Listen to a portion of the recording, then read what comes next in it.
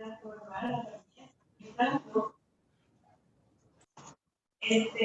propio lugar de ensayo.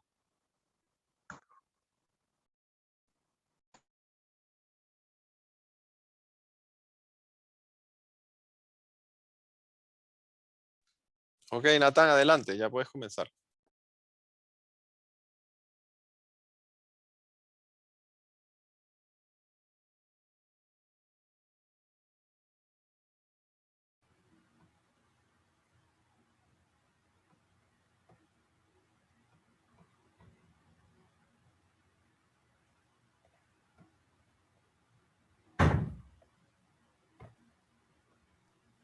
Natán, tienes que desactivar tu audio para comenzar.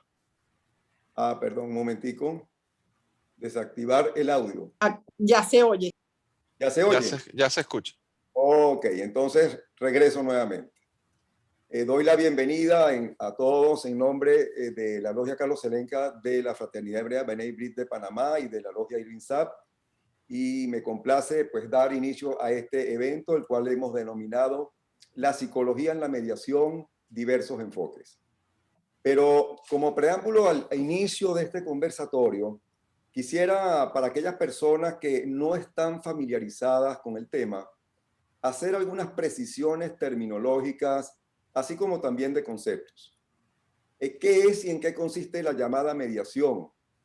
Consiste en propiciar soluciones negociadas a los conflictos de distinta índole, pero en especial a conflictos de orden jurídico a través de la intervención de un tercero que contribuya de alguna manera a paliar y a prevenir el daño emocional, social o económico, presentando una alternativa de vía, una alternativa a la vía jurisdiccional, donde las partes implicadas tienen un papel predominante, mucho más allá incluso que el propio mediador. Mahatma Gandhi dejó para la historia una gran frase basada en la ley del talión, cuando afirmó lo siguiente: ojo por ojo y el mundo quedará ciego. En todos los ámbitos, desde los más triviales hasta los más complejos, como son entre los países, por ejemplo, en negociaciones de guerra y de paz, mediar y negociar, conciliar para retornar a la convivencia, diariamente el ser humano afronta conflictos, frustraciones, victorias. Desde la infancia se enfrentan conflictos de distinta índole, cuando los niños quieren el mismo juguete, cuando luchan con los padres porque no quieren hacer las tareas. En la adolescencia se debaten los permisos para salir. Los amigos en la adultez se regatean los precios, se compite por un negocio o hasta por el mismo amor. Por ejemplo, frente a un divorcio se esperaría que la disolución fuera transada pacíficamente, ¿verdad? Entre quienes se amaron. Pero sin embargo, estos finales suelen convertirse en historias dramáticas, truculentas, desde la perspectiva psicológica y también jurídica. Lastimosamente, hemos evolucionado en tecnología y en ciencia, pero no hemos podido superar nuestras conductas inmaduras a la hora de enfrentar problemas. Como lo expresó Martin Luther King, hemos aprendido a volar como los pájaros, a nadar como los peces, pero no hemos aprendido el sencillo arte de vivir como hermanos.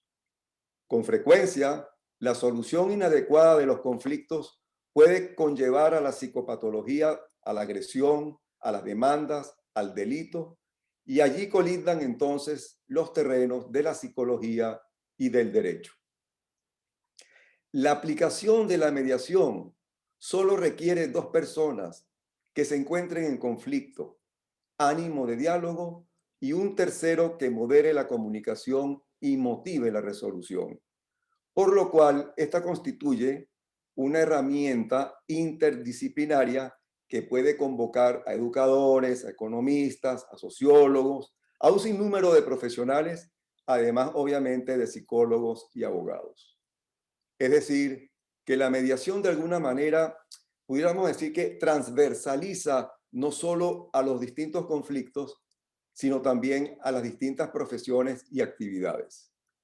Por otro lado, uno de los cometidos principales de la psicología es trabajar con las emociones y las conductas humanas.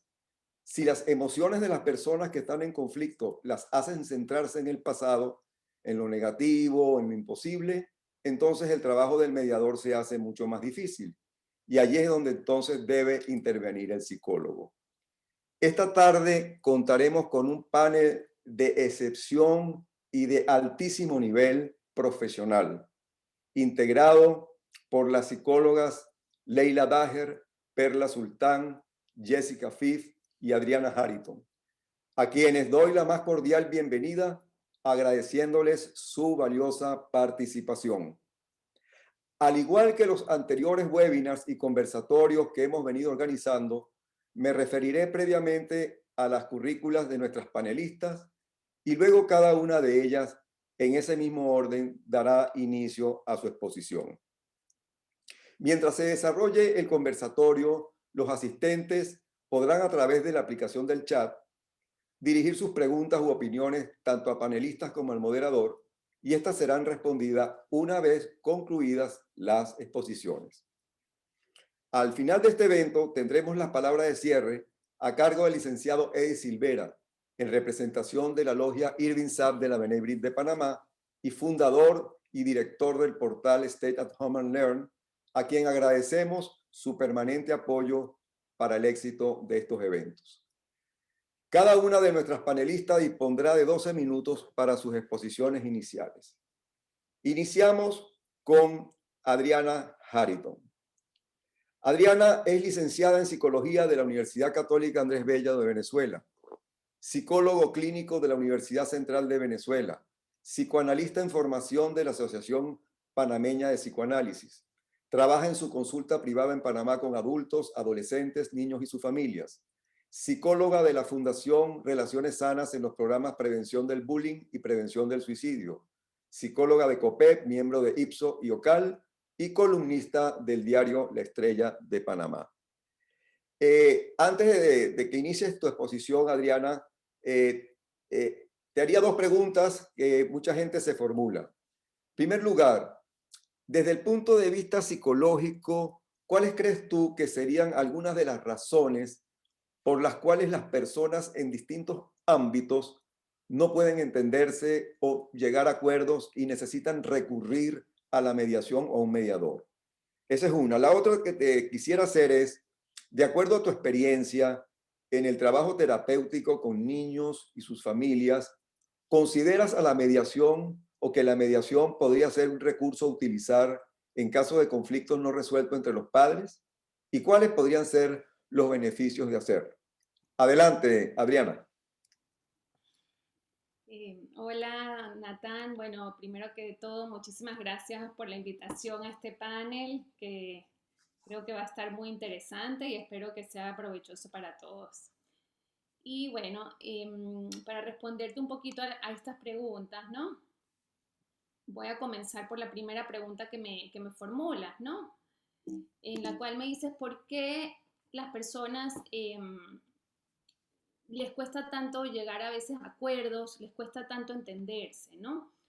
Y lo que te puedo responder a eso es, en primer lugar, que cada persona vive una misma situación de distinta manera, como lo dice el refrán popular. Depende del cristal con que se mire, la interpretación que cada quien hace de la misma. Aunque en muchos casos no pueden tener muchas características en común, todos estamos sujetos a nuestra subjetividad, aunque no siempre seamos tan conscientes de ello, ¿no? Entonces, todos nuestros criterios, las conclusiones hacia las que llegamos, lo que pensamos, siempre está visto con los lentes de nuestra perspectiva de quiénes somos, ¿no? Y esto se debe a distintos factores, ¿no? Por ejemplo, en el psicoanálisis hablamos de las series complementarias, ¿no? Que son, bueno, un poquito para explicar cómo se configura cada ser humano, ¿no? Y en primer lugar tenemos los factores genéticos o factores constitucionales. Luego, otra serie complementaria es la historia de vida de cada sujeto. Cada uno de nosotros tiene una historia distinta. Y en tercer lugar, la situación actual, porque una cosa es cómo ha sido mi historia desde que yo nací hasta el día de hoy y otra cosa es cómo yo estoy actualmente, ¿no? Entonces, bueno, tenemos que considerar todas esas variables para entender por qué cada persona puede interpretar una situación de distinta manera. ¿Okay? Además de eso, hay otros factores o relacionados también con eso mismo, ¿no? Como por ejemplo, la edad que tiene una persona, su sexo, sus características físicas, sus rasgos de personalidad. Todo lo anterior hace que cada ser humano tenga una configuración única, que da cuenta de quiénes son y de los aspectos conscientes e inconscientes de sí mismo. Por lo tanto, no existe una sola verdad absoluta cuando de relaciones humanas se trata, como bien tú lo dijiste al comienzo. Y de allí surgen muchas de las causas de los conflictos humanos, ya sea conflictos en parejas, conflictos dentro de una familia, dentro de una organización, o inclusive también conflictos dentro de una misma persona.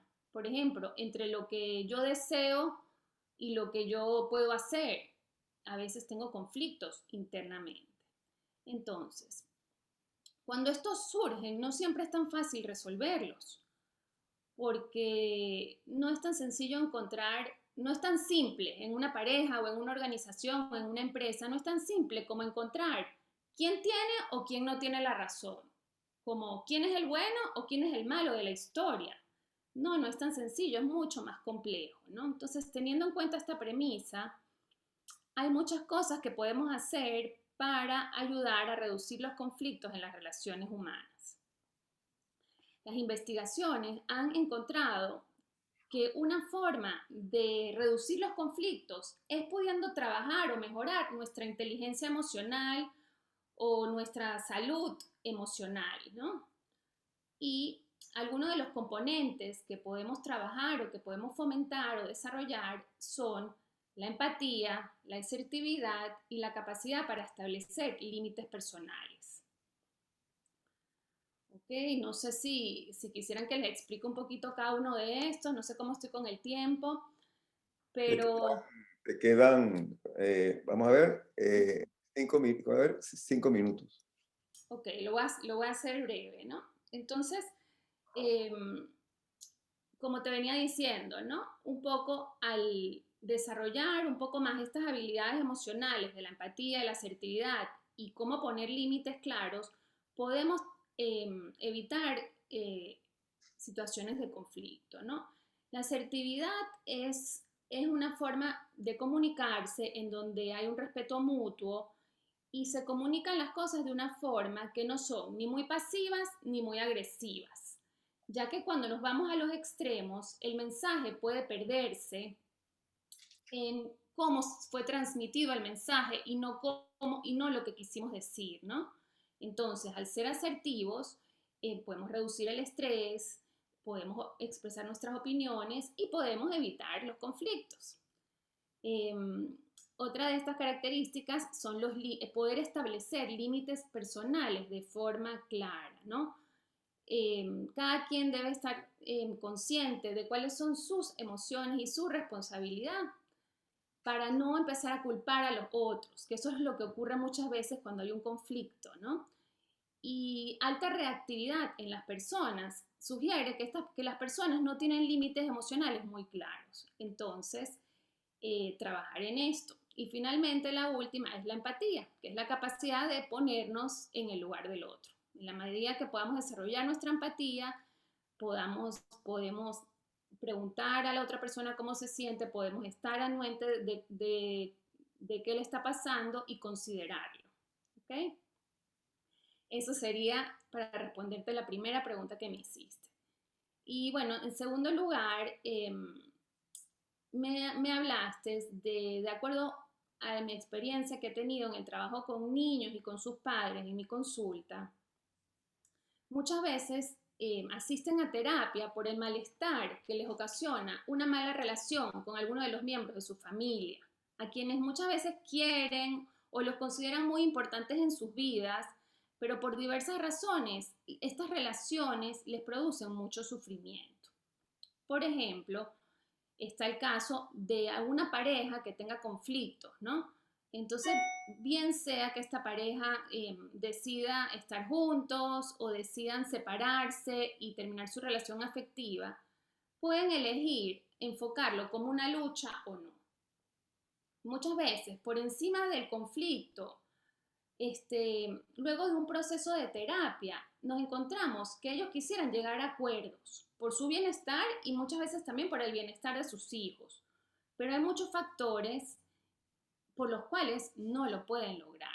Entonces, tú me preguntabas, ¿podría ser beneficioso en estos casos utilizar la mediación? Y yo pienso que sí, que sería muy beneficioso en estos casos utilizar un equipo multidisciplinario de psicólogos y mediadores que ofrezcan asesorías, cada uno en su área, ¿ok? A través de un acompañamiento, de una escucha con confidencialidad, con respeto, que favorezca la colaboración de las partes, ¿no? Pero bueno, muchas veces, antes de poder escuchar a otra persona, las personas, valga la redundancia, necesitan aprender a conectarse consigo mismo, escucharse a ellos mismos de forma profunda y saber lo que están sintiendo. Eso sería tal vez como la labor del psicólogo, ¿ok? Por su parte, los mediadores serían los profesionales que favorezcan ese clima de escucha entre las partes, promoviendo que se cumplan ciertas reglas de seguridad, como por ejemplo la escucha activa. Tú sabrás mucho más de eso que yo, no interrumpirse cuando el otro está hablando, aceptar las diferencias de criterio sin que esto sea tan amenazante, ¿no? Y se busca que el otro tenga más empatía, que el otro ponga el foco, asuma la responsabilidad de sus sentimientos y de sus pensamientos. Y una vez que este tercero neutral los escucha, muchas veces las partes pueden salir de una postura individualista y lograr colaborar. Cuando colaboran, gracias a la mediación y también a los psicólogos, podemos lograr resultados positivos para todos en muchas ocasiones y tener relaciones menos disfuncionales. Y ya por último, lo único que quería decir es que no es yo pienso que no es ni el mediador ni el psicólogo el que les da la solución a los problemas, sino usualmente, luego de estos procesos, son las partes en conflicto las que ellas mismas van encontrando la respuesta más adecuada a su caso particular. ¿Ok? Porque lo que funciona para una pareja o para una familia puede ser que no funcione para otra. ¿Ok? Entonces, bajo esta premisa, todo es válido y no hay recetas que son aplicables para todos. Y por eso es tan importante hacer estos procesos de forma bien profesional y profunda. Okay. Muchas gracias, Adriana. Seguimos con Leila Daher. Leila es psicóloga clínica de orientación junguiana, con dilatada experiencia en psicoterapéutica, más de 40 años, graduada en la Universidad Católica Andrés Bello de Caracas. Tiene también una especialización en psicología gestalt. Se desempeñó como profesora en la Cátedra de Métodos de Exploración y como psicóloga del Centro de Orientación, ambos de la Universidad Católica Andrés Bello. Ha sido profesora aquí en Panamá de la USMA y en la Escuela de Psicología en la materia Diagnóstico Psicológico del Adulto, Adolescentes y Niños. Igualmente fue terapeuta de la Clínica Psicológica de la USMA desde el año 2010 al año 2013. Ha sido coordinadora y profesora del Diplomado de Psicología Junguiana en la misma universidad durante todo el año 2012. En los últimos tiempos se desarrolla con especial interés en el tema de lo femenino, dictando a su vez talleres para grupos de mujeres de mediana edad. Actualmente desarrolla grupos de estudios sobre las teorías de Carl Jung, mitología arquetipal y otros. Tengo algunas preguntas también para Leila y que me gustaría formulárselas, las puede responder después o en este momento que las he recibido. Una primera pregunta, Leila, sería si piensas entonces que las características individuales deben ser prioritariamente tomadas en cuenta, claro, vinculado eso a la mediación, obvio, y el mecanismo de proyección siempre se activa o hay casos en que no ocurre? Adelante, Leila. Bueno, buenas tardes, noches o días a todos los que están conectados en donde quiera que estén. Y gracias, Natán, por esta invitación a participar en estas actividades tan interesantes y estimulantes, sobre todo en este momento que estamos viviendo en la humanidad. Bueno, fíjate, tus preguntas son bien interesantes porque justamente mi ponencia, digámoslo así, o mi propuesta para hoy es ver la mediación no desde el punto de vista de qué hay que mediar entre las partes o los problemas que se pueden presentar en un proceso como este, sino cuáles serían las características individuales que se ponen en juego en el momento de una mediación y que siempre van a estar presentes. Con esto quiero decir, primero, que cada una de las personas que están, cada una de las partes que están interviniendo, 1, 2, 5 o 10, van a traer consigo sus propias características personales, su propia manera de ser y sus propias emociones que van a influir en el momento de la mediación. Pero también quiero hacer énfasis en el hecho de que el mediador también es una persona que está jugando un juego en esa relación. Por lo tanto, el mediador no solamente tiene que poner atención a las partes psicológicas que están en juego, que es lo que quiero enfatizar un poco siguiendo lo que Adriana dijo, sino a sus propias partes psicológicas y así estas están o no trabajadas. Y para eso quiero hacer un énfasis bien importante.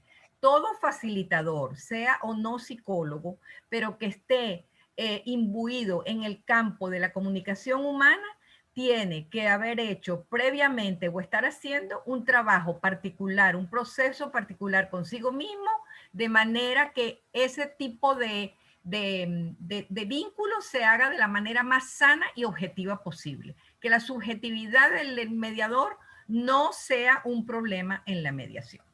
Eso por una parte. Por otra parte, sabiendo esto, el mediador tiene que saber que además del problema o del conflicto a resolver con los participantes en esto o con las partes, tiene que saber que cada ser humano relacionado con estos procesos trae consigo, y me van a permitir leer porque es una lista relativamente larga, pero se las leo rápido, trae consigo un montón de cosas que el mediador no puede olvidar. Y serían las siguientes: el contenido consciente o inconsciente que la persona puede traer en ese momento, las luces y sombras que cada quien trae consigo, las diferentes historias y estilos de vida, las diferentes percepciones que cada quien tiene de la realidad, los diferentes criterios y valores, las distintas necesidades e intereses que cada quien carga consigo mismo y que de nuevo trae a la negociación, las diferentes personalidades. Por ejemplo, vendrá gente extrovertida, es decir, con su energía orientada hacia afuera, vendrá gente introvertida con la energía introyectada hacia adentro. Y esas personas van a estar ahí activadas y produciendo y relacionándose en esta comunicación. Van a traer distintas expectativas, personas orientadas al logro, personas orientadas a la afiliación, personas orientadas al dinero. Son distintas maneras de orientarse en la vida que también van a estar allí. Diferentes argumentos de vida. Van a llegar argumentos de triunfador, argumentos de perdedores, argumentos de héroe. Entonces, imagínense ustedes en una mediación un perdedor negociando con un triunfador o un héroe negociando con una víctima. Todas estas cosas tiene que conocerlas un mediador y tiene que saberlas manejar. Además, vamos a enfrentarnos, o se va a enfrentar el mediador, con distintos tipos de cultura. Por ejemplo, personas universitarias o no, personas con una mayor preparación académica o con experiencias vividas en las que la edad cronológica también cuenta, porque van a haber personas muy jóvenes con mucha experiencia y personas muy viejas con poca experiencia, o viceversa, que es lo que normalmente esperamos, ¿no? Adicionalmente a esto, y algo muy importante, como psicóloga lo digo y como psicóloga junguiana lo enfatizo, es el conocimiento de sí mismo que cada persona lleva a estas cosas. O sea, es decir, el mediador, por supuesto, como dije anteriormente, tiene que venir con un conocimiento de sí mismo lo suficientemente profundo para poder bregar con este tipo de comunicación. Pero también los que vienen, las partes que vienen a la mediación, tenemos que conocer de alguna manera por su verbalización, por la historia que nos trae, por el problema que nos trae cada parte, conocer cuánta profundidad de conocimiento de sí mismo esas personas traen a la mesa. ¿Ok? Entonces, además, esto es muy importante, el mediador tiene que conocer muy bien lo que nosotros llamamos la expresión corporal o lenguaje corporal. El lenguaje corporal, amigos, tiene un porcentaje tan importante como del 55% sobre el lenguaje verbal. ¿Ok?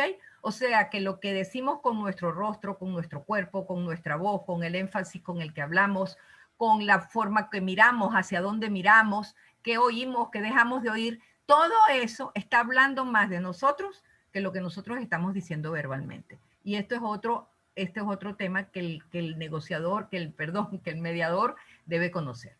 Por último, quise hacer mucho énfasis, y gracias por preguntármelo, Natán, en el asunto de la proyección.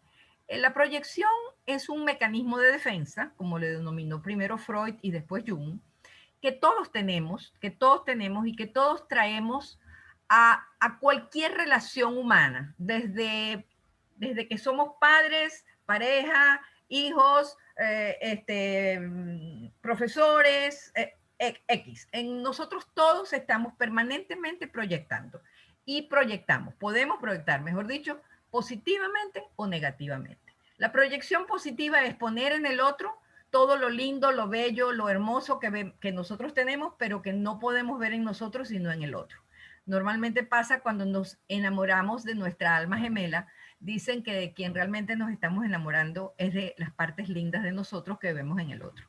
Y existe lo que llamamos la proyección negativa, que es la que más me interesa destacar en este momento, y es la manera como en la resolución de conflictos o en las mediaciones, las proyecciones negativas se proyectan de una manera masiva e incontrolable. ¿Por qué? Porque ponemos en el otro todo lo que nos amenaza, todo a lo que le tenemos miedo, todo lo que nos angustia, todo lo que creemos que vamos a perder. No creemos que está en nosotros, realmente creemos que está en el otro. Entonces el mediador debe cuidar mucho de cuánta cantidad de proyección se está activando en una negociación, para poder saber en qué momento se está hablando desde lo más objetivo que una persona puede hablar, que tiene que ver con lo que he dicho antes, con un suficiente conocimiento de sí mismo, o cuánto de todo lo que se está diciendo está pintado, teñido de proyección y peor todavía, de proyección negativa. Tenemos que saber que la proyección negativa siempre se presentará, siempre va a haber que manejarla y no podemos evitar que ocurra. Entonces, quizás como para cerrar, no sé cuántos minutos me quedan, pero creo que puedo cerrar diciendo lo siguiente. El papel del mediador, de muchas maneras, ya lo comenzó diciendo Adriana, es un papel que debe ser sumamente cuidado y el mediador debe ser una persona muy seria y muy profesional y con mucha experticia en lo que hace. ¿Por qué? Va a tener que luchar, bregar o enfrentar tres cosas. Su propia manera de ser frente a lo que media. La manera de ser, las individualidades y las características personales de cada quien que está allí, y conocer las emociones que allí se van a activar, tanto positivas como negativas, y tener un suficiente manejo de estas para poder ser efectivo en lo que hace y poder facilitar una mediación suficientemente buena y con resultados positivos también. Muchas gracias, Leila. Ha sido muy densa, muy clara tu posición. Me llamó mucho la atención cuando te refieres que no solamente las partes involucradas en la mediación que están en conflicto, sino el mismo mediador también tiene su aspecto psicológico que es muy importante. Vamos a continuar ahora con Perla Sultán. Perla Sultán nos acompaña desde Miami. Perla tiene una importante también data curricular. Su enfoque ha sido pedagogía, conocimiento que pone en práctica desde hace más de 18 años en el campo de la asesoría para familias empresarias, atendiendo e identificando las posibles problemáticas emocionales particulares y sensibles que surgen entre el individuo, la familia, la empresa, el patrimonio y la interacción de sus dinámicas, brindando un diseño específico para cada caso y el acompañamiento necesario en procesos tales como los planes de formación, de sucesión, de continuidad y el legado, apoyado en el modelo de la continuidad y consolidación de las dinastías empresariales familiares, con obra destacada de su esposo Raúl Cerebrenik. Ha sido parte del equipo de orientación de los colegios El Peñón y Hebraica en Caracas. Ha participado activamente en el campo de las directivas para entidades sin fines de lucro como la WITSO, Damas Sefardíes, Colegio Colombo Hebreo, el Gran Lubavitch y True Love Foundation en Bogotá, Colombia. En la actualidad acompaña y coordina juntas directivas, consejos y comités de empresas de familia en varios países de Latinoamérica. Yo también, Perla, te tengo algunas preguntas, pero preferiría hacértelas después de tu exposición, que tengo entendido que vas a acompañarla con una especie de gráfica, así que bienvenida y adelante, Perla. Bueno, buenas tardes, buenos días, buenas noches a todos, como mencionaba Leila. Un placer estar aquí, magnífico evento, el tiempo se ha pasado volando, realmente, muy agradable. Voy a compartir pantalla, voy a tener una pequeña presentación. Nathan, ¿me confirma si se ve la pantalla, porfa? ¿Se ve? Sí. Okay. ¿Lo ven? ¿Sí lo ven? Ok. Bueno, adelante. Permíteme. Sí, sí se ve. Un poco de lo que quisiera hablarles el día de hoy. Mi tema pues es el de las empresas, en el mundo de las empresas familiares, por así decirlo, y cómo la mediación tiene una importancia relevante en este campo. Quisiera comenzar, ¿no? Comentando de que el tema es, por su complejidad, es de muchísima responsabilidad. Las empresas de familia, para hacer un pequeño preámbulo, las empresas de familia están conformadas por aquellos, o sea, las empresas familiares en el mundo son aquellas que las familias tienen el control de las empresas, tienen el control accionario de las empresas y tienen el deseo y la intención de continuidad en el tiempo. Esta es la definición de lo que es una empresa familiar. Las empresas familiares en el tiempo, según las investigaciones, de cada 100 empresas de familia, 70 de ellas no logran pasar a la segunda generación. Y de estas 30 no logran pasar a la tercera generación, sino solamente 5. Entonces son unas estadísticas bastante alarmantes, la complejidad es bastante alta, las dinámicas inmersas en los ejes de una empresa familiar son de muchísima responsabilidad y quisiera, pues, le hago este preámbulo, esta introducción para presentar la siguiente diapositiva que muestra un poco esa complejidad en la evolución de las empresas de familia. Vemos cómo un propietario inicia su negocio y poco a poco en el eje de la propiedad se va complejizando todo el proceso, tanto en la empresa, en la familia y especialmente en la propiedad. Estos son los ejes de la evolución natural de los negocios. De nuevo, recordemos, las empresas de familia son aquellas que tienen el control, las familias en las empresas y tienen el deseo de continuidad. Ese deseo de continuidad significa muchísima responsabilidad a este nivel, en el primer nivel, cuando la empresa se está creando a partir de un propietario y propietaria. En muchos casos tenemos propietario, propietarios o tenemos propietaria, ¿no? Y cómo eso va evolucionando y se va complejizando.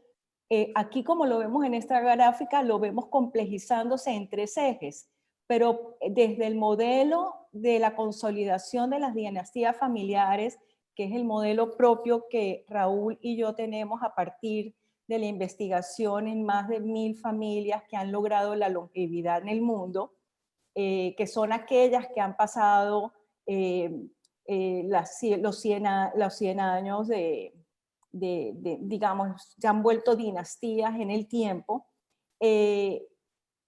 Es aquí donde vemos esa gran complejidad y a lo que me quiero referir puntualmente es que si lo vemos en esta gráfica, la responsabilidad es inmensa y recae precisamente en los miembros de la familia que tienen ese deseo de continuidad. El deseo de continuidad tiene que ver con todo, ¿no?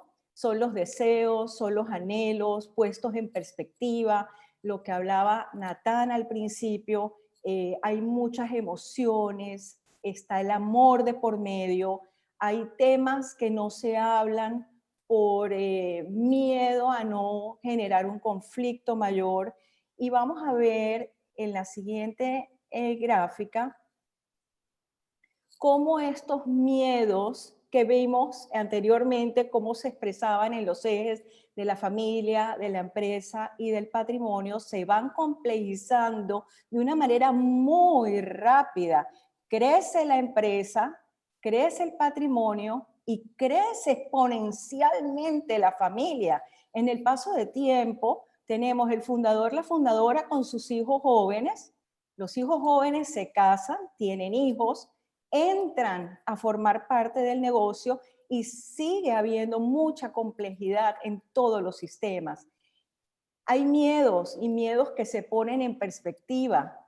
Estos miedos generan bloqueos y esos bloqueos pues son muy difíciles de mover, puesto de que el no tocar los temas difíciles es más fácil levantar la alfombra o el tapete y meter todo por debajo, no tocar los temas difíciles para que no pase nada y continuar adelante en el eje de la empresa y no tocar los temas familiares. Es incómodo hablar sobre los temas de la muerte y los temas hereditarios para los fundadores. Las preocupaciones pueden ser exageradas o infundidas. Traemos esas historias del pasado, las historias que nos han contado, y esas historias invaden todos los ejes que rodean las dinámicas familiares, generando muchísimo miedo, parálisis y bloqueo. Dejamos de lado los problemas, pero esos problemas siguen creciendo, se vuelven conflictos muy grandes y la recomendación nuestra en este campo es tratar de atender esos conflictos de la mejor manera que se puedan tratar y abordarlos. Hay que hablar de los temas, por más dolorosos que sean, hay que buscar la manera de hablar sobre los temas difíciles. Hay temor por generar conflictos entre los miembros de la familia, de nuevo haciendo referencia a que genera mucho dolor y parálisis, tocar temas que pueden generar una crisis interna en la empresa familiar y parar las dinámicas del crecimiento propio del patrimonio, que hay que tener tanto cuidado, como de la empresa, y hay mucha responsabilidad, de nuevo, los empresarios familiares, porque los empresarios familiares están en sus propias dinámicas, pero son responsables de un entorno. ¿Cuál es el entorno? El entorno familiar, el entorno empresarial que conlleva una responsabilidad social con la sociedad y del mismo patrimonio que tanto hay que cuidar y que le da el sustento a la familia y también a los empleados que trabajan con ellos. También se generan este tipo de incertidumbres en los empresarios familiares sobre los temas de imparcialidad, sobre el pasado, las injusticias cometidas, la desigualdad, son temas supremamente difíciles que rondan tanto en los miembros de la familia que trabajan en los negocios como en aquellos que no trabajan en los negocios. Postergar precisamente todos estos temas puede ser motivo de un conflicto mayor. Un poco qué es lo que hacemos y a qué nos dedicamos, es a diseñar cuáles serían las herramientas ideales en cada caso para llevar adelante y descargar un poco todos esos bloqueos en procesos que den seguridad y espacios de comunicación en un entorno familiar empresarial. Entonces diseñamos parte de lo que nosotros llamamos el legado en la empresa familiar. Tratamos de establecer ambientes que generen seguridad y espacios para hablar de los temas que se tienen que hablar, dónde se tienen que hablar, cómo se tienen que hablar y en qué entornos. A las familias empresarias los afecta muchísimo lo que se dice de ellos. Si se están generando conflictos al interior de la familia, les hace muchísimo daño.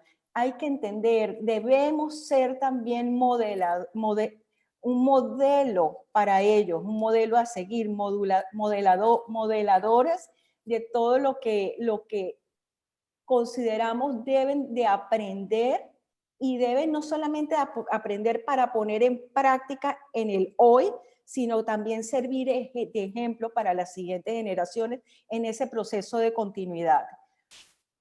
Propiciar los espacios de reflexión y de comunicación, darle tiempo a la familia, a los individuos dentro de la familia, tener políticas de inclusión, no de exclusión, hacer que todos participen, que todos reflexionen y en los casos específicos de que se tenga que optar por instancias un poco más sofisticadas de mediación, ir caso por caso y establecer cuáles serían los parámetros específicos de la resolución de un conflicto donde tengamos que intervenir.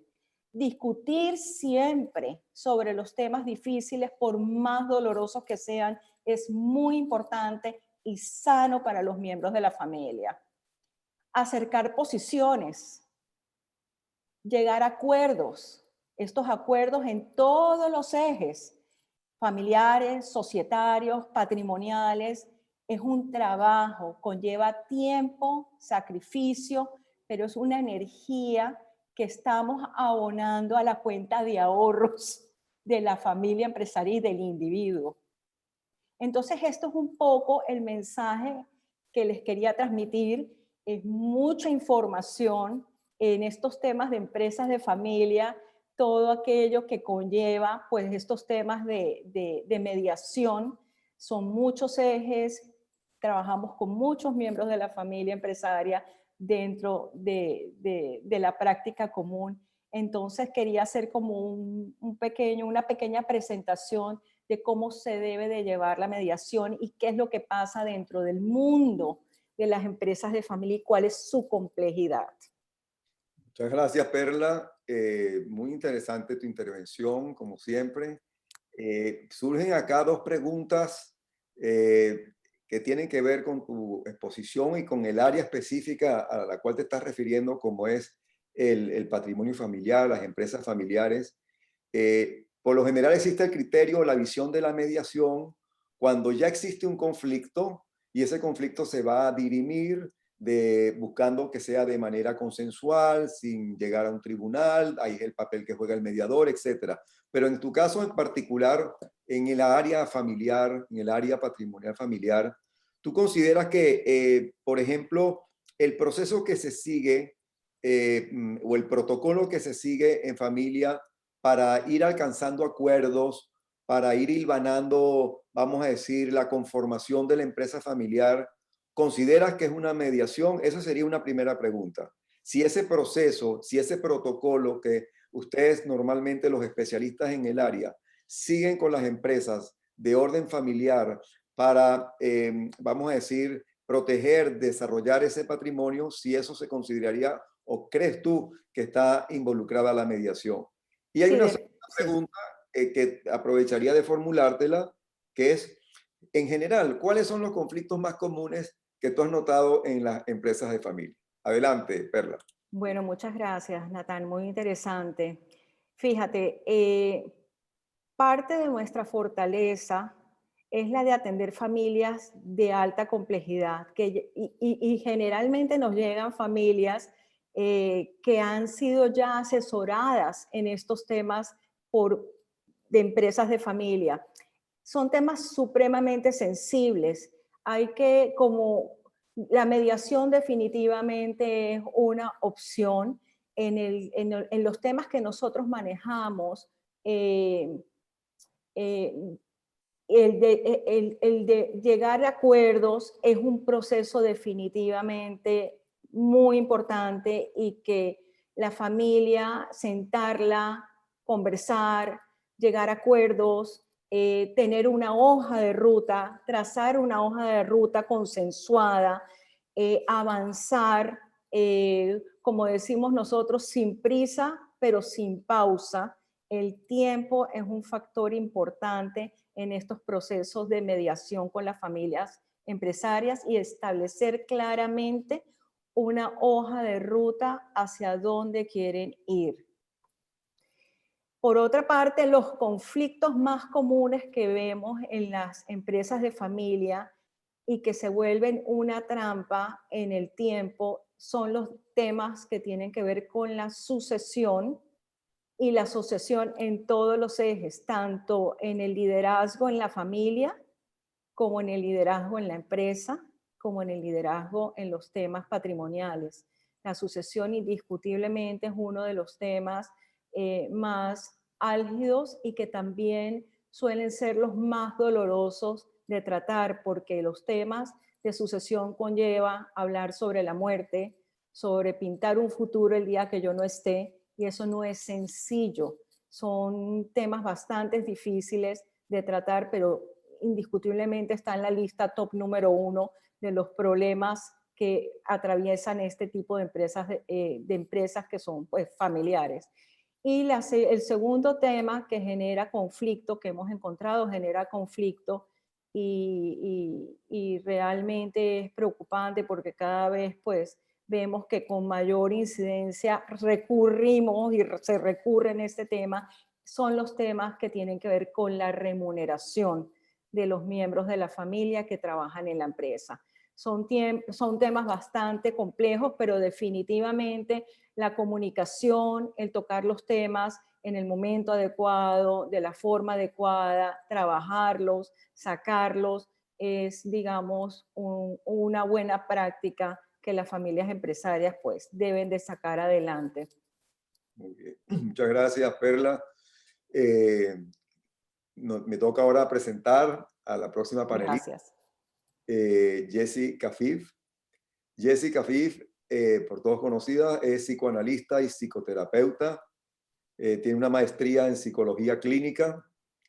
Es miembro de la Asociación Panameña de Psicoanálisis de la Asociación y también de la Asociación Psicoanalítica Internacional, y de la Federación Latinoamericana de Psicoanálisis.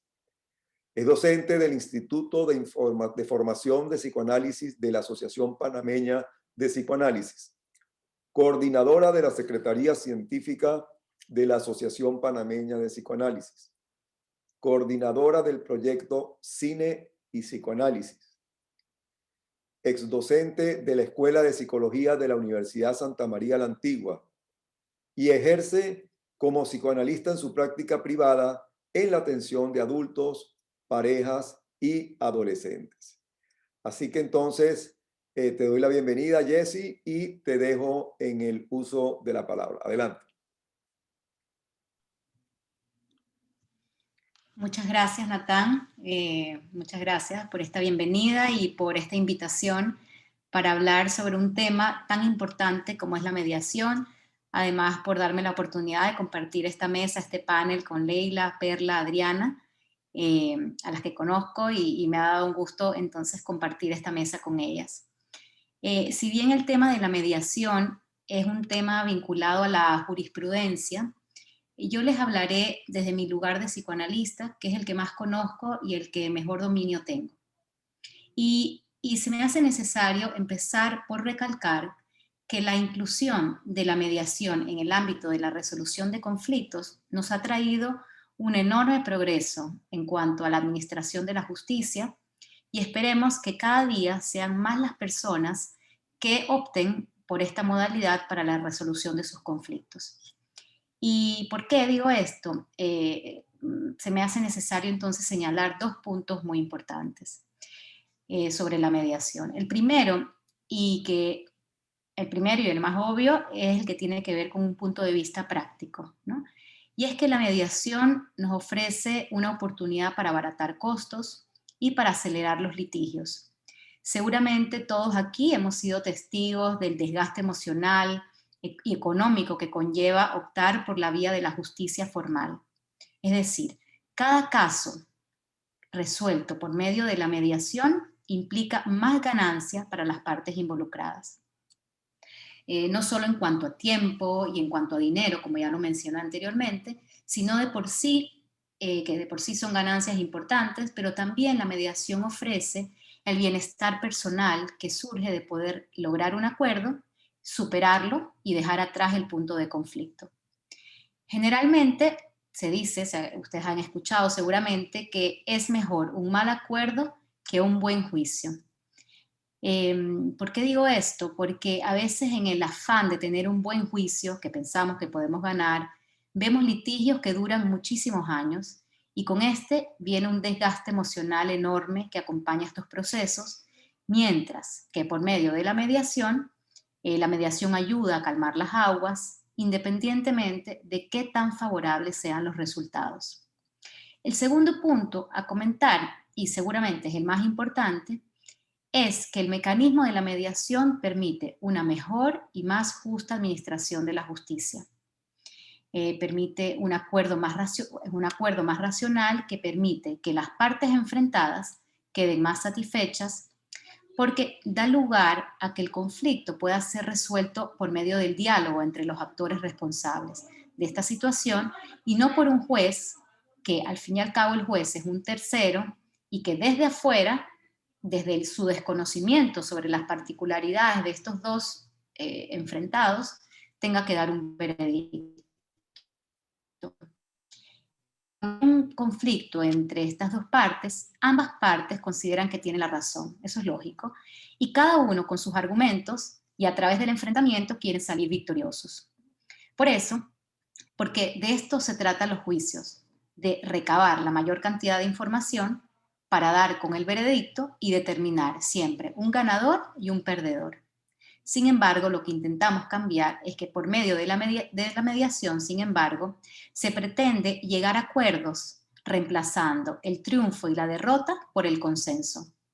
Y para que haya consenso, se necesita la presencia de un especialista, de un psicólogo, de un psicoanalista, o sea, personas entrenadas para no dejarse inclinar ni por un lado ni por el otro. Esto es muy, muy importante. Como psicoanalista, debo decir que los casos más comunes para mí son los relacionados al tema de pareja y de familia. En estos casos, lo que intentamos es que el conflicto no evolucione hasta un juicio litigante, sino que las partes en conflictos, cuando vayan ante el juez, lo hagan con todas las cosas de la mejor manera posible ya decididas. Comúnmente estas son decisiones que tienen que ver con la custodia de los niños, la guardacrianza, la manutención, la separación de bienes. Pero esto, que parece sencillo, la mayoría de las parejas no lo logran, no lo pueden lograr. Y cada uno en esos momentos del conflicto se siente que le corresponde más dinero, que le corresponde más tiempo con los hijos. Cada uno, esto me parece que ya lo señaló Adriana en su presentación, que cada uno llega al conflicto con una visión subjetiva de lo que es justo para sí. Precisamente en un momento de la vida, cuando la pareja está pasando por su peor momento, cada quien resentido con el otro, a veces con muchísimo odio y con deseos que el otro salga herido y que la vida no se le haga fácil. Esto lo vemos muy comúnmente. Muchas veces nosotros somos convocados para ayudarlos a resolver un conflicto del que nos damos cuenta, a la medida que los acompañamos, que en realidad no quieren salir de este conflicto. Porque el conflicto también les ofrece como una justificación para prolongar el maltrato que se viene dando en la pareja desde que la pareja se ha venido destruyendo. Porque quieren seguir teniendo argumentos para pelear, para insultarse, para seguir exigiendo y siempre para hacer al otro responsable de las desgracias propias. Cuando se trabaja en mediación hay que tener en cuenta dos aspectos que generalmente vemos en las dos partes del conflicto, a veces en diferentes proporciones, pero siempre las vemos presentes. Lo primero es que cada quien quiere ver al otro sufrir. El que le corresponde, por ejemplo, ceder el dinero, sabe que la repartición es justa, pero solo lo dará, solo entregará, digamos, cederá esa parte después de mucho llanto, de mucha angustia, de que, bueno, se ha destruido mucho en el camino. Pero de la misma forma, vemos que el otro, que la pareja, reconoce la importancia de la presencia de ambos padres en la vida de los hijos, pero igual así, insiste en hacer sufrir al otro, haciendo lo posible por dejarlo fuera de la crianza, de las decisiones importantes, y vemos así que cada quien le quiere hacer la vida imposible al otro. El otro punto a tomar en cuenta, que también vemos en todos estos conflictos, es el narcisismo. Y es porque cada uno de los enfrentados tiene una visión que piensa que es la verdadera. Cada uno defendiendo a capa y espada su lugar, genuinamente convencido que les corresponde la mayoría, que les corresponde recibir más, insisten en tener la razón y así ninguno termina siendo razonable. Entonces, ¿cuál es nuestra tarea como mediadores, como psicólogos? Bueno, en este caso, ¿cuál es nuestra tarea como psicólogos? Quisiera decir, es que cuando se presenta una familia que se va a disolver, lo primero que tenemos que hacer es descartar la posibilidad de que esta pareja pueda seguir junta. Una vez descartamos esta posibilidad y estamos seguros que la pareja no puede seguir junta, entonces lo que vamos a hacer es tratar de que se separen con el menor sufrimiento posible y que las cosas queden, las reparticiones, las decisiones, que todo quede lo más claramente posible delimitado. También vemos casos, por ejemplo, cuando si bien es evidente que la pareja no tiene ya de dónde seguir sostenida, de dónde sostenerse y seguir unida, igual así ellos han decidido permanecer juntos. Y ahora ya no a través del amor, sino a través del odio. Son estas parejas que esperan el momento para encontrarse, para insultarse mutuamente, para exhibirse. Entonces, en estos casos, nos corresponde ayudarlos a separarse. ¿Por qué lo digo? Porque las parejas que se unen por el odio, el resentimiento y la venganza tienen vínculos mucho más difíciles de romper de aquellas parejas donde simplemente se les acabó el amor. Y cuando estamos ante un caso así, es muy importante insistir en la separación y insistir en este corte limpio con decisiones muy claras. Una separación, podemos pensar que una separación exitosa no es cuando la pareja se deja de amar y ni logran arreglos económicos, sino cuando ellos logran separarse sin odio y sin ningún afán de venganza. si bien esto que les vengo relatando tiene más que ver o he sido muy específica en cuanto a temas en casos de familia, yo diría que los mismos hechos vemos repetirse en todos los casos donde hayan desacuerdos, sean por conflictos entre hermanos, conflictos padre-hijo, conflictos entre socios, entre obrero y patrón, etc. Y las mismas normas y las mismas formas de trabajo deben aplicarse. Independiente del tipo de vínculo, hay que trabajar en que las dos partes en conflicto puedan ponerse en el lugar del otro. Resolver un conflicto implica perder muchas cosas, lo cual siempre es doloroso. Y nosotros no estamos preparados para ello. No, naturalmente no estamos preparados para perder. Eso es muy doloroso. Pero si la persona no puede o no sabe ceder, el conflicto nunca encontrará soluciones por estos medios, o sea, es decir, por la mediación. Y una buena mediación debe lograr invitarlos a ceder, porque es la única forma que pensamos que se pueden llegar a acuerdos. Como último punto, quisiera resaltar, este es un punto que también rescato de lo que habló Leila, que en esta labor es sumamente importante mantener la imparcialidad. Esto es elemental y esto no es una tarea sencilla. Por el contrario, es uno de los retos más difíciles que tenemos, porque aparte de mediadores, somos personas con convicciones, con criterios, con aspiraciones particulares, tenemos afán que se haga justicia, a veces podemos vernos inclinados hacia una de las partes por sentirnos identificados con la situación presentada, pero que esto que nos pasa por la mente o esto que sentimos, es muy necesario que lo podamos reconocer. ¿Por qué lo tenemos que reconocer? Porque de ninguna forma, en ninguna medida, nosotros podemos poner esto en práctica. Tenemos que actuar con la mayor imparcialidad posible. Hay que ser imparciales, pero sin ser distantes. Hay que ser afectivamente cercanos, pero imparciales, no tender ni para un lado ni para el otro. La idea en el mediador, lo ideal en el mediador es poder abandonar la pretensión de descubrir quién tiene la razón. Eso lo quiere saber el público, lo queremos saber en las cafeterías, en los bochinches, pero realmente la función del mediador tiene que olvidarse de esta pretensión de descubrir quién tiene la razón y por el contrario, lo que debe hacer es dedicarse a descubrir las razones que cada uno tiene por decir lo que dice. Pensamos que en esta conversación que podamos dar e incentivar entre las dos partes, el hecho de que uno escuche las razones del otro podría ayudar a calmar las aguas y que la mediación pueda continuar. Queremos lograr que cada cual de las partes escuche las razones del otro y ayudarlos a formular motivos razonables para que la otra parte no se sienta ni avasallada ni injustamente tratada. Esto es muy importante si hemos de llegar a un acuerdo entre esta pareja o entre cualquier tipo de vínculo. Y finalmente las partes posiblemente se separen algo lastimadas, pero no lo suficiente para que les sea posible recuperarse y sanar en el corto plazo. Gracias. Bueno, gracias a ti, Jessie. Yo lo que rescato de tu exposición, creo que todos la hemos disfrutado, es que dejas visualizar tu gran experiencia de campo, tu gran experiencia terapéutica, porque has tocado elementos muy, muy, muy humanos, donde está de por sí el tradicional y clásico enfrentamiento entre el odio y el amor, entre Eros y Thanos. Y me llamó mucho la atención cuando te referiste a que muchas veces el odio o el deseo de venganza de una persona contra otra puede ser hasta más fuerte, ¿no? Y puede desembocar en una relación tóxica permanente en el tiempo. En realidad también me llamó mucho la atención el hecho de que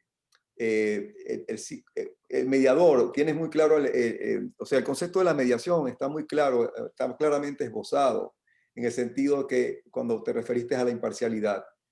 El mediador es simplemente, como nosotros lo tenemos enfocado, una especie de, digamos, facilitador, que va a buscar que ambas partes lleguen a un acuerdo voluntario, a un acuerdo libre y sobre todo a un acuerdo donde el mediador va en todo momento a asumir una absoluta confidencialidad.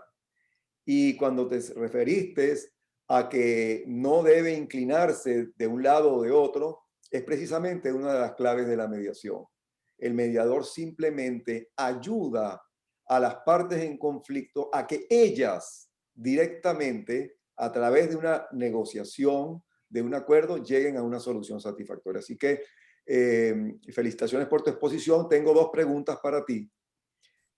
Una primera pregunta es, ¿crees en la justicia? O sea, ¿o piensas que se hace necesario es creer en un sistema de justicia? Esa es una pregunta. La otra pregunta que te haría es, ¿qué sucede las veces que te haya tocado estar cerca de una mediación cuando las partes o una de ellas no quiere entrar en razón o no quiere mediar? Adelante. Muy bien. Gracias, sí, claro que sí. Bueno, en cuanto a la justicia, que sí creo en la justicia, debo decir que sí creo en la justicia, pero no la idealizo, ¿no? Por ejemplo, tenemos el caso de una pareja que se quiere separar y tiene 2 niños. ¿Qué es lo justo? ¿Hay algo justo? No, no existe justicia perfecta para ese caso, ¿no? La mejor justicia ocurre cuando los conflictos se logran resolver entre las partes, exactamente esto que has vuelto a mencionar tú y a reformular muy bien. Esta es la mejor justicia que puede haber, cuando los conflictos se logran resolver entre las partes, siendo que estas personas, y quizás aquí hay un ideal, pero eso es lo que quisiéramos, que siendo que las personas son reflexivas y que están capacitados para afrontar, para administrar de la mejor manera posible las inseguridades, las envidias, sus impotencias, sus deseos de vencer. O sea, cuando encontramos que entre la pareja, por ejemplo, existen 2 personas reflexivas que son capaces de pensar, de ponerse en los zapatos del otro, porque ya lo han hecho reflexivamente con ellos mismos, podemos pensar que eso es, digamos, lo más justo que pueda haber, porque al final es un arreglo que las mismas partes van a lograr. Pero cuando la justicia la debe imponer, se impone desde afuera, o sea, desde un juez, nunca va a ser idealmente justa, ¿no? O sea que creer ciegamente en la justicia es algo ilusorio y hay que saber funcionar con lo que hay. La justicia está implementada por los seres humanos y nosotros somos imperfectos, pero sin esta justicia imperfecta sería imposible la convivencia entre todos. Nosotros nos toca aceptar los fallos, aunque a veces sean incorrectos, y hay que aceptar que se puede ganar y que también se puede perder.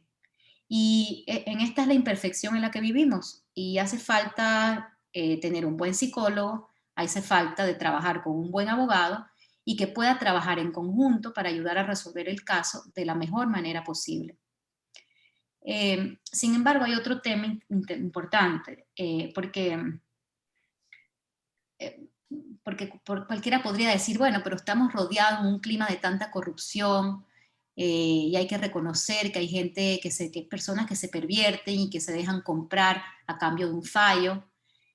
Y bueno, esto ocurre y en general cuando nos enfrentamos con un sociópata, digamos, o sea, cuando se enfrenta a un sociópata, por ejemplo, en la pareja, uno que está dispuesto a pagar por lo que quiere conseguir y está contra una persona que es más normal, que está resentida, pero no sería capaz de hacer estas cosas, bueno, el mediador tiene que abrir los ojos, el abogado, y estar muy pendiente, andar con mucho cuidado, porque estas personas no tienen ética, no tienen principios y realmente harían lo que sea por vencer. Ellos simplemente no les importan los daños que generen y en ese caso las personas que son más sensatas, que son un poco más normales, más saludables, tienen que actuar con precaución porque del otro lado posiblemente hagan lo que sea, lo que esté en sus manos para ganar. Por otra parte, podemos ver otro tipo de corrupción cuando vemos que la justicia se burocratiza. La justicia, en Panamá lo hemos visto muchísimo, la justicia cuando es lenta ya deja de ser justicia, eso se convierte en una justicia injusta. Se le quita importancia a la justicia, siendo una de las tareas más importantes de una sociedad civilizada. Por otra parte, cuando nos encontramos con fallas en el sistema o con procedimientos que están viciados, hay de todas maneras, los mediadores, los abogados, tenemos que tratar de sobrepasar sobre estas dificultades, y el mediador tiene que servir también de sostén emocional al no encontrar este sostén emocional en el sistema judicial, que realmente debería ser así, pero muchas veces esto no es así y el mediador le toca ponerse en ese lugar y ser una persona que sostenga emocionalmente a la pareja o una de las partes. Pero sacando, digamos, estos casos extremos, lo más importante es que logremos buscar soluciones en conjunto con el abogado. La vida en sociedad y en democracia es una vida que se disfruta, pero que también se sufre. Por eso es muy importante resolver los conflictos de la manera más rápida posible, acudir al mediador, animarse a solucionar los conflictos por esta vía, porque si ya de por sí la justicia, que es necesario, es también medio injusta, no tendría mucho sentido dejar en manos de un tercero, de un juez que imparte entonces justicia. Es muchísimo mejor si la pareja, la misma pareja, las dos partes lo puedan lograr. Y bueno, ¿y qué pasa cuando el mediador se enfrenta ante una situación donde las partes, por ejemplo, no quieren mediar, o una de ellas? Bueno, es lo mismo que pasa cuando, no sé, alguien va al dentista y hay que sacarle la muela y la persona se quiere sacar la muela. O sea, son situaciones muy difíciles. Es una tarea muy difícil de llevar adelante si estamos con personas que no quieren utilizar, digamos, la mediación.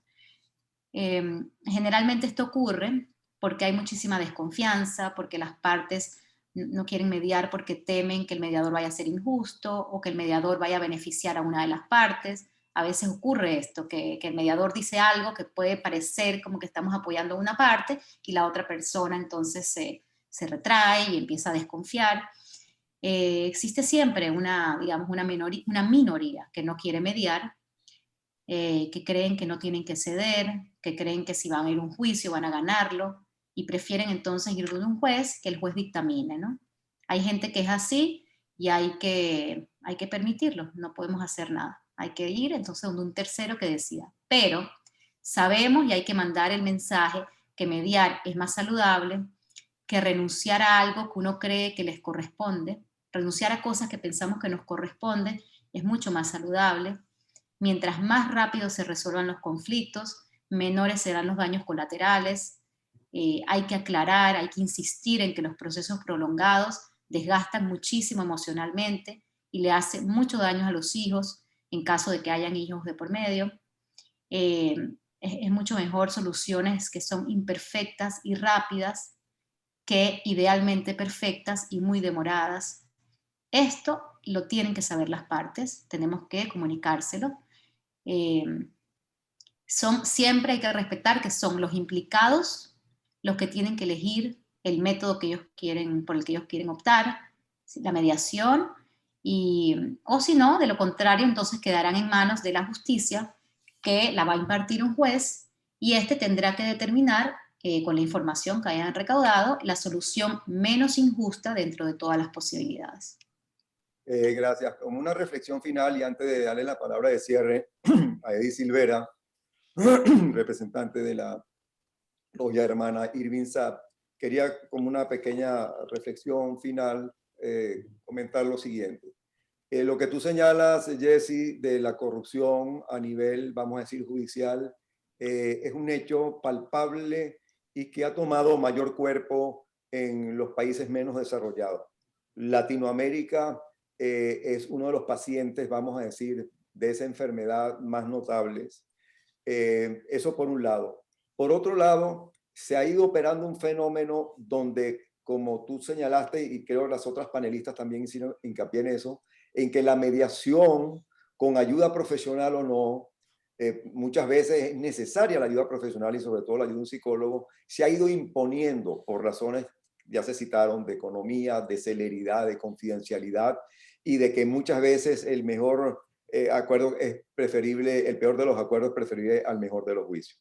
Eso por un lado. Pero por otro lado, la pandemia del COVID-19 que no sabemos todavía cuándo va a terminar ni cómo va a terminar, de alguna manera ha potenciado no solamente la mediación, sino la mediación online. Es decir, ya la mayoría de los países, de las personas en conflicto, están acudiendo no solamente a la ayuda profesional de un mediador o de un profesional ya específico como el psicólogo o como puede ser un economista o como puede ser algún tipo, un ingeniero, dependiendo del tipo de conflicto, sino que ya se ha ido imponiendo esta modalidad.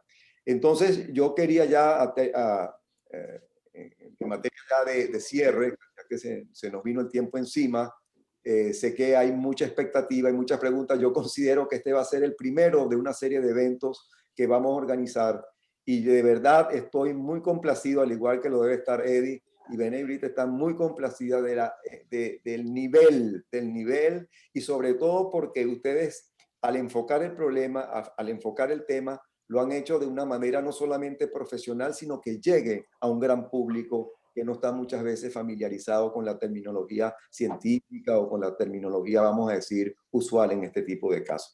Dicho esto, les quiero dar nuevamente las gracias por habernos acompañado, por sus exposiciones y le cedo la palabra a Eddie para que dé sus palabras de cierre y sus conclusiones. Adelante, Eddie. Dale, muchas gracias, Natán. Bueno, voy a tratar de ser corto porque estamos pasados de la hora. Primero, agradecer a Natán, como siempre, excelente moderación y Natán es experto a traer estas 4 panelistas de lujo. Y siempre yo creo que Natán tiene esa magia de combinar este tipo de paneles que son muy, muy buenos. Quedaron muchas preguntas pendientes, muchos comentarios, pero bueno, podemos hacer quizás una segunda parte más adelante, como bien dice Natán. Y en nombre de B'nai B'rith, tanto del lado de Irving Sapp como Carlos Zelenka, agradecemos a todos los participantes. Ya como para conclusión, creo que aunque hubo un abordaje, cada una de su experticia de las panelistas, quiero rescatar rápidamente las conclusiones de lo que hemos conversado el día de hoy, un tema tan interesante como es la psicología y las emociones, pienso yo, en los procesos de mediación. Primero, del lado de Adriana, ella comentaba de que cada ser humano tiene una configuración única que da cuenta de quiénes son y de los aspectos conscientes e inconscientes que cada uno de nosotros tiene y que ha configurado y que es importante considerarlo a la hora de tratar de resolver un conflicto o a la hora de establecer esas comunicaciones. Por lo que, como ella dice, como no hay una verdad absoluta en las relaciones humanas, de ahí muchos de los conflictos humanos aparecen, tanto en las parejas, en las familias, en las organizaciones, porque cada quien tiene sus pensamientos y sus deseos distintos que a veces no coinciden con el del otro y su opinión. Entonces, por eso es que es importante tener mediadores a la hora de tratar de resolver conflictos, porque cada uno tiene su verdad única. Del lado de Leila, la verdad que también comentó mucho, me gustó el tema del mediador, que debe tener su trabajo realizado, debe ser imparcial, debe tener conciencia que él trae sus emociones, trae sus imperfecciones a la mesa y es quizás uno de los roles más difíciles para que sea percibido como justo. Ella habló también, al igual que Adriana, mucho de que cada persona trae sus distintas expectativas, sus distintas culturas y sus conocimientos y su experiencia de vida en ese sentido. Bueno, Perla nos los enfocó interesante en todo lo que es la dinámica de las empresas familiares. Yo creo que es un tema muy interesante. Es un reto importante a los miembros de cada familia. Ella habló mucho del tema de los miedos o los conflictos que nunca se resuelven o no se hablan, que hay que traerlos a la mesa, pero obviamente en un ambiente que genere seguridad bajo una política de incluir en donde todos los miembros de la familia, y yo sé que Perla lo dice, me parece importante, tienen que aportar, no importa la experiencia que tengan en el negocio, en qué momento entraron, y obviamente es la única forma hacerlo de esa manera, para que pueda haber un legado que se mantenga y continúe y las empresas sobrevivan en el tiempo. Por último, Jessie nos dio su enfoque psicológico y psicoanalítico, en donde ella hizo mucho énfasis en donde obviamente es mejor tener una solución imperfecta y evitar una dilatación de los conflictos y habló mucho del tema de parejas que se separan en donde siguen con el odio, obviamente con los conflictos y que lo mejor que se puede hacer es en donde una buena mediación es invitar a que cada uno ceda y llegue a acuerdos. Yo creo que ha sido una excelente lección para todos. Creo que hay mucho material para seguir trabajando. Las preguntas se las vamos a pasar a cada una de las panelistas. Como dije, el evento fue grabado y bueno, ya esperamos pronto tenerlos en un evento el próximo mes, y espero que nos acompañen. Y la verdad que a todas las panelistas, felicitaciones. Cada presentación una mejor que la otra y con un enfoque cada una distinto que nos hizo hacer un balance interesante en ese tema. Y yo creo que al final, para concluir, siempre en conflictos y en mediación, las emociones, las personalidades, lo que trae el bagaje de cada uno entran en juego, y eso es lo más complicado a la hora de manejar este tema de conflicto. Ya con eso dejamos ya de grabar y bueno, con eso concluimos el evento. Yo paso a dejar de grabar y con eso concluimos. Muchas gracias. Gracias. Gracias, buenas noches a todos. Gracias. Gracias.